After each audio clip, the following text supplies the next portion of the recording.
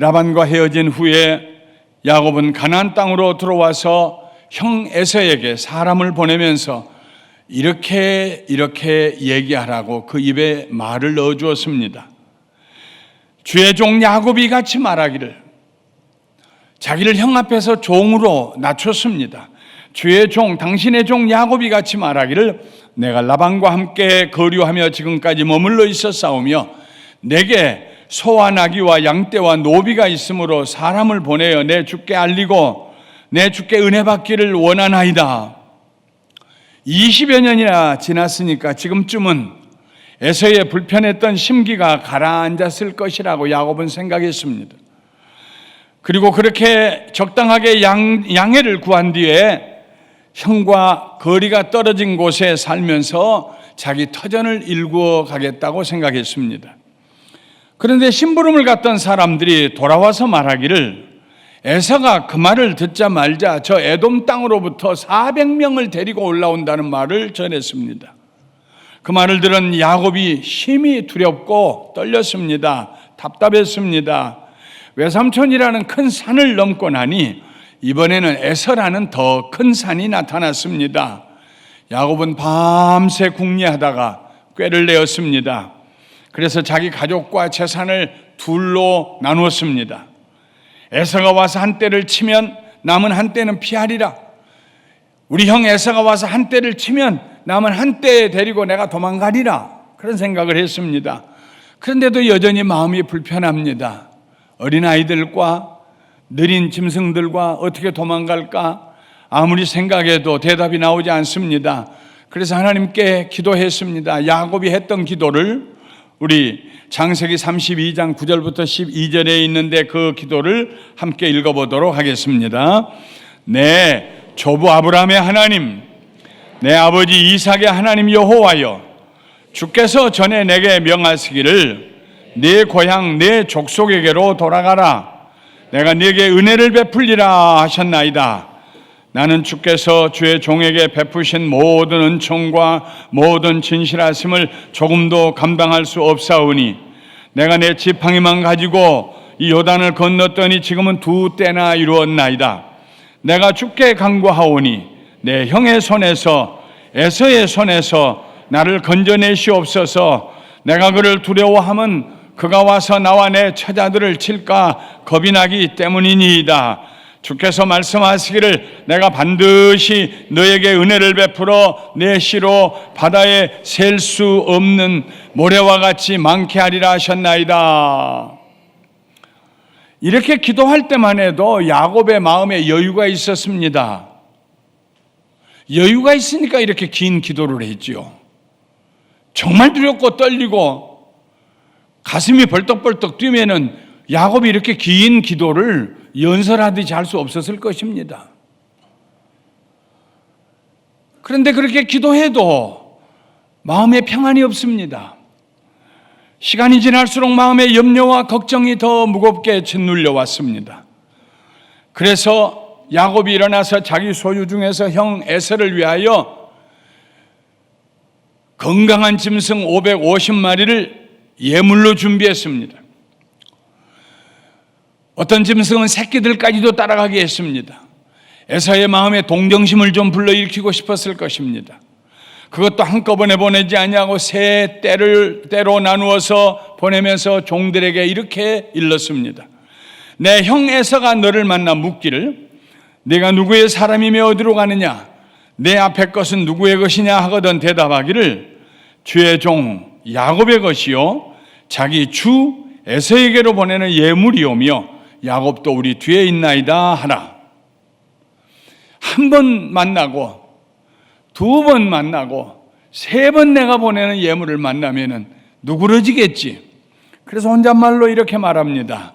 내가 내 앞에 보내는 예물로 형의 감정을 푼 후에 대면하면 형이 혹시 나를 받아주리라. 3대의 짐승을 보냈는데도 여전히 마음의 불안이 수그러들지 않습니다.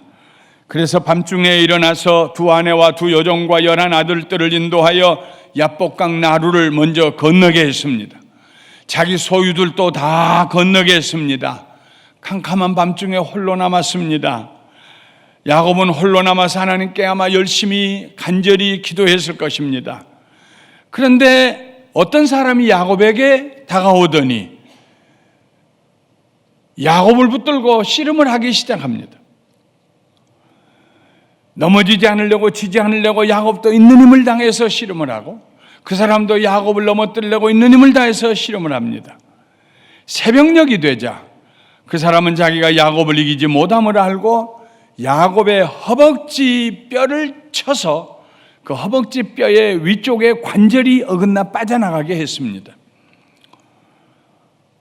그렇게 하면 야곱이 자기를 보내줄 줄 알았습니다. 그러나 야곱은 여전히 그 사람을 붙들고 놓아주지 않으면서 당신이 내게 축복하지 아니하면 가게 하지 않겠습니다 하고 양보하지 않았습니다. 야곱은 이미 그가 보통 사람이 아니라 하나님이 보내신 천사인 것을 알고 있었습니다.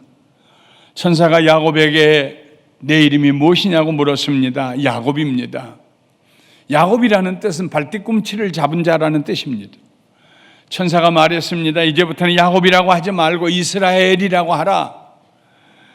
이는 내가 하나님과 및 사람들과 겨루어 이겼음이니라.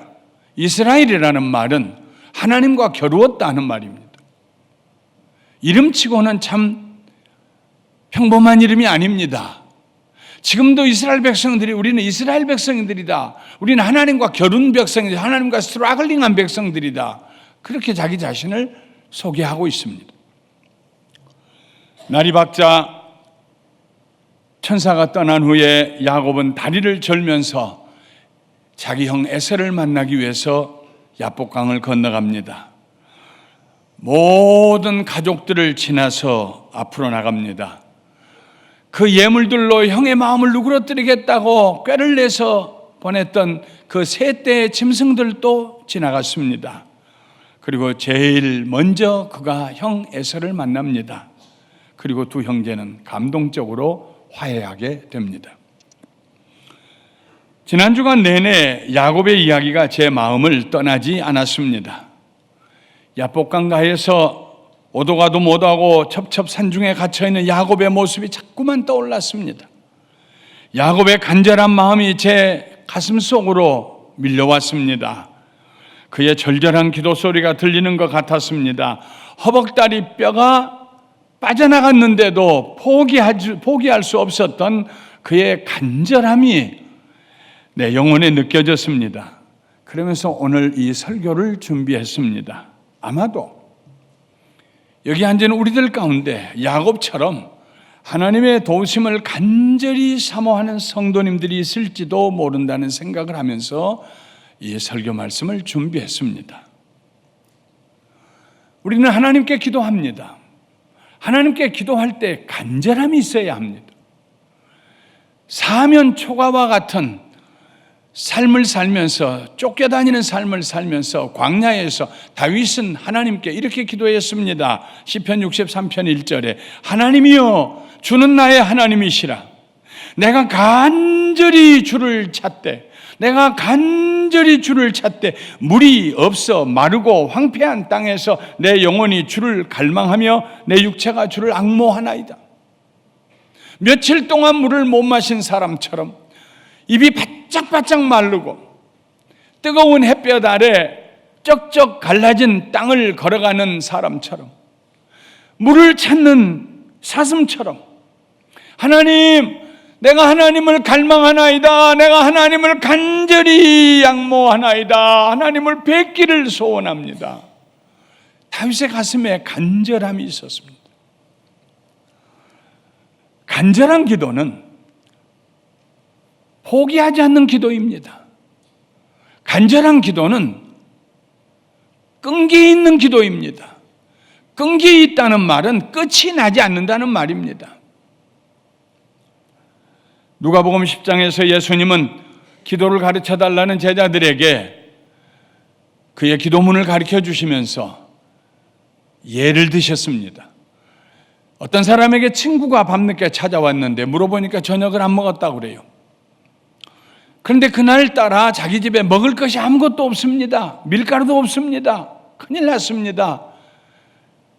이 난감한 일을 어떻게 해야 될 것인가 생각하는데 동네에 사는 자기의 다른 친구의 집에는 반드시 먹다 남은 떡이 있을 것이라는 생각이 들었습니다. 그래서 가서 문을 두드렸습니다. 여보게 날새, 내 친구가 먼 길을 왔는데 밤중에 도착해서 저녁을 못 먹었다고 하는구만. 나에게 떡 세 덩이만 좀 빌려주게. 예수님 말씀하셨습니다. 그때 집 안에서 그의 친구가 밤이 깊어서 내가 다 애들과 함께 잠자리에 들어 누워서 떡을 빌려줄 수가 없네, 그렇게 하겠느냐? 벗됨을 인해서는 빌려주지 않을지라도 그 간청함을 인해서는 떡 세 덩어리를 빌려주지 않겠느냐? 너희도 하나님 앞에 구하여라, 간청해라, 그러면 주실 것이다. 두드려라, 그러면 열릴 것이다. 찾아라, 그럼 얻을 것이다. 간청함, 간절한 기도, 예수님께서 가르쳐 주신 기도입니다. 간절하게 기도한 사람은 기도하다가 어느 순간에 내 기도가 응답되었다 하는 확신을 얻게 됩니다. 아무 일도 변화된 건 없어요. 손에 잡힌 거 없어요. 눈에 보이는 거 없어요. 그런데 마음에 믿음이 확 들어옵니다. 됐다, 하나님이 내게 응답하셨다. 믿음이 들어옵니다. 천사가 야곱에게 네가 하나님과 및 사람들과 겨루어 이겼다고 말한 그런 음성을 영적으로 듣게 됩니다. 세상에 하나님을 이기는 사람이 어디 있습니까? 여기에서 이겼다는 말은 하나님의 사랑과 보호하심을 야곱이 약속으로, 믿음의 약속으로 받았다는 뜻입니다. 마치 부모가 자녀들에게 알았어 그만 울어, 그래 네가 이겼다 하면서 자식들의 소원을 들어주는 것처럼 하나님께서 야곱의 소원을 들어주셨습니다. 간절한 야곱의 기도를 들으셨습니다. 그리고 말씀하셨습니다. 네가 이겼다, 알았다. 하나님께서 야곱의 청을 들어주셨고 에서도 야곱의 청을 들어주어서 마침내 화목하게 됩니다. 간절한 기도에는 반드시 응답이 있습니다. 1900년에 태어나 1967년에 하나님 나라에 간 레이몬드 에드만 선교사님 이야기입니다. 그가 에콰도르의 밀림에서 5년째 선교를 하고 있던 1928년 28살 나이가 되었을 때에 열대병에 걸려서 쓰러지게 되었습니다. 혼수 상태에 들어가서 죽은 것처럼 되어 있는 그 선교사를 보며 의사가 말했습니다. 내일 아침에는 죽을 것이요. 그 말을 듣고 결혼한 지 몇 년 되지 아니하는 선교사 부인이 결혼하면서 입었던 웨딩드레스, 하얀 웨딩드레스를 검정 물감으로 물을 들어서 드렸습니다. 왜냐하면 내일 아침에는 장례 지내야 되니까, 과부의 장례복이 필요하니까. 그때 수천리 떨어진 보스턴에서 에드만 선교사의 친구인 조셉 에반스 박사가 그 소식을 듣고 급히 기도의 동지들을 모았습니다. 그래서 급히 모여든 기도의 용사들이 하나님 앞에 부르짖어서 간절히 기도했습니다. 하나님, 에드만 선교사님을 치료해 주세요. 다시 살려주세요. 이제 28살밖에 안 됐습니다. 이제 결혼한 지 얼마 안 됐습니다. 하나님, 주의 종입니다. 하나님 살려주세요. 막 부르짖으면서 밤이 맞도록 기도했습니다. 그런데 어느 순간에 에반스 박사가 기도를 중지시키면서 외쳤습니다. 가만히 여러분, 가만히 스탑하세요. 하나님을 찬양합니다. 승리는 우리의 것입니다. 그렇게 외쳤습니다. 그 순간 에드만 선교사는 혼수 상태에서 깨어나고 병세가 호전되기 시작했습니다. 그 후 얼마 있다가 에드만 선교사는 미국으로 돌아와서 공부를 더 한 후에 위튼 대학교의 교수직을 거쳐서 1940년 40세가 되어서 위튼 대학교의 총장으로 25년 동안 1965년 동안 봉직하게 됩니다. 그가 총장으로 있을 때 그 위튼 칼리지에 다녔던 유명한 주의 종이 있습니다. 그가 바로 빌리 그레엄 목사님입니다.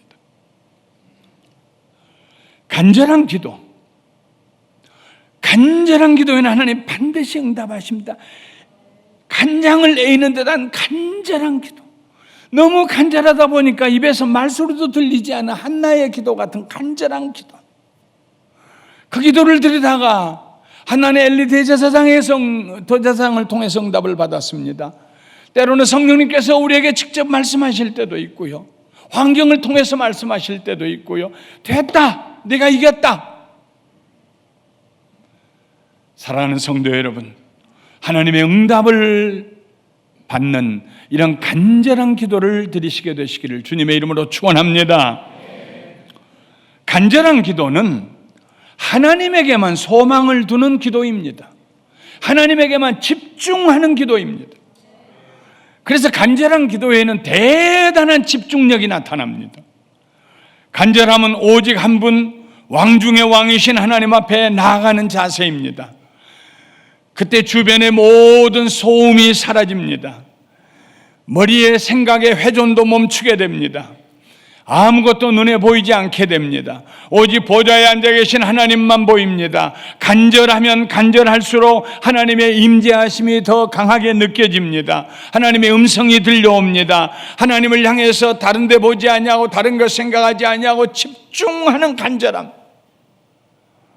시편 46편 10절에 시인은 이렇게 말합니다. 이르시기를, 이건 하나님이 하신 말씀입니다. 너희는 가만히 있어 내가 하나님 됨을 알지어다. 내가 문나라 중에서 높임을 받으리라. 내가 세계 중에서 높임을 받으리라. 하나님 앞에 기도하고 응답받는 간절한 기도의 어느 순간에 가서는 모든 것이 멈추는 정체되는 느낌을 가지게 됩니다. 너희는 가만히 있어, 잠잠히 있어. Be still, 조용히 있어라. 기도하고 그 다음에 내가 뭐 다른 것 좀 해봐야지. 아니야. 가만히 있어라. 잠잠히 나를 바라보아라. 내가 너의 하나님 됨을 알지어다. 내가 너로 인하여서 높임을 받으리라. 내가 너로 인하여서 세계 중에 높임을 받으리라. 간절한 기도는 하나님에게 집중하는 기도입니다. 12년 동안의 혈루증으로 피를 흘려오던 여인에게 이런 간절함이 있었습니다. 온갖 방법을 다 써보았으나 아무 소용이 없었던 그 여인은 오직 예수님만이 나를 치료할 수 있다 하는 거기에 초점을 맞췄습니다.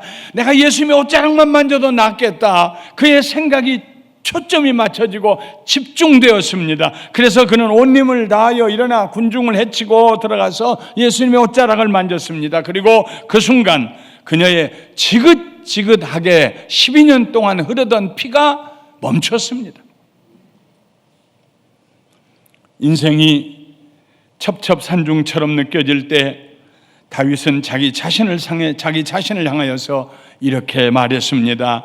시편 62편 5절부터 8절에 있는 말씀입니다. 우리 함께 읽어보겠습니다.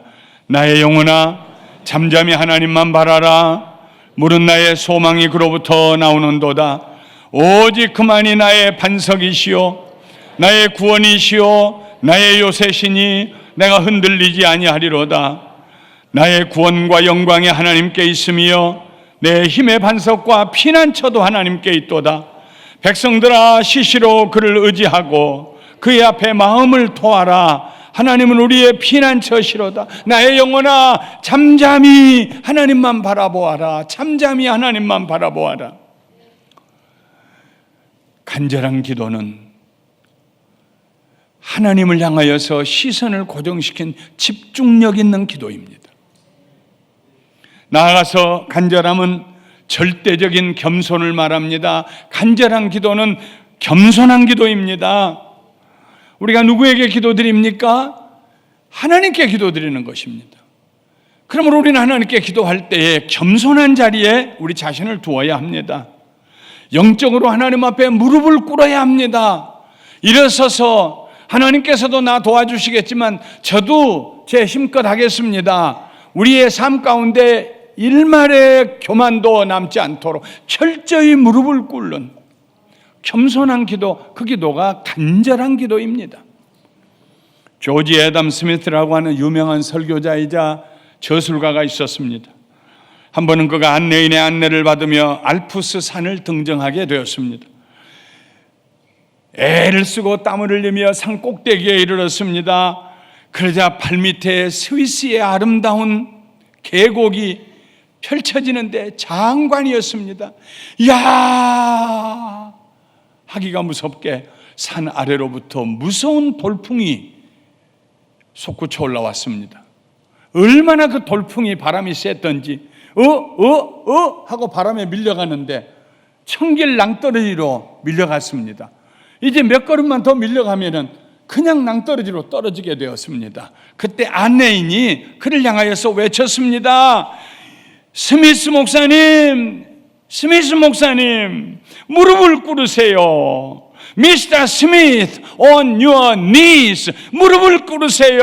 무릎을 꿇어야 삽니다. 무릎 꿇으세요.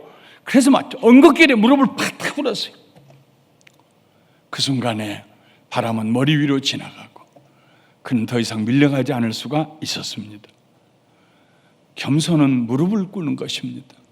육신의 무릎뿐만 아니라 마음의 무릎을 꿇는 것입니다. 겸손한 기도에 하나님의 응답이 있습니다. 하나님께서 우리의 기도에 응답하시기 위해서 하늘의 천군 천사를 다 동원하실 필요가 없습니다. 하나님 다른 데 쳐다보지 마세요. 다른 말 듣지 마세요. 내 얘기만 들으세요. 그럴 필요도 없습니다. 상에서 떨어지는 부스러기 한 조각이면 됩니다. 스로보니게 여인의 딸이 귀신 들렸어요. 저 이스라엘은 예수라는 분이 있어서 많은 귀신 들린 딸을 고쳤다는데 이 딸을 데리고 가기에는 자기 힘이 너무나 연약합니다. 말을 듣지 않습니다. 귀신 들린 사람을 어떻게 데리고 갑니까? 우리 동네 좀 와주셨으면, 우리 동네 좀 그분이 방문해 주셨으면 하는데 정말 어느 날 예수님이 오셨습니다. 소리치며 달려갑니다. 나사렛 예수여, 나를 불쌍히 여기소서. 내 딸이 흉악한 귀신이 들렸습니다. 그 앞에 와서 무릎을 꿇으면서 내 딸을 고쳐달라고 간청합니다. 그때 예수님께서 무정한 말씀을 하십니다. 나는 이스라엘의 잃어버린 자녀들, 하나님의 자녀들을 위해서 왔다. 자녀가 먹을 떡을 취하여서 개에게 던지는 것에 합당치 않다. 이스라엘 사람들은 이방인들을 개라고 말했습니다. 그때 그 여인이 말합니다. 주여, 맞습니다. 그러나 개도 상에서 떨어지는 부스러기는 먹나이다. 주인의 상에서 떨어지는 부스러기는 먹나이다.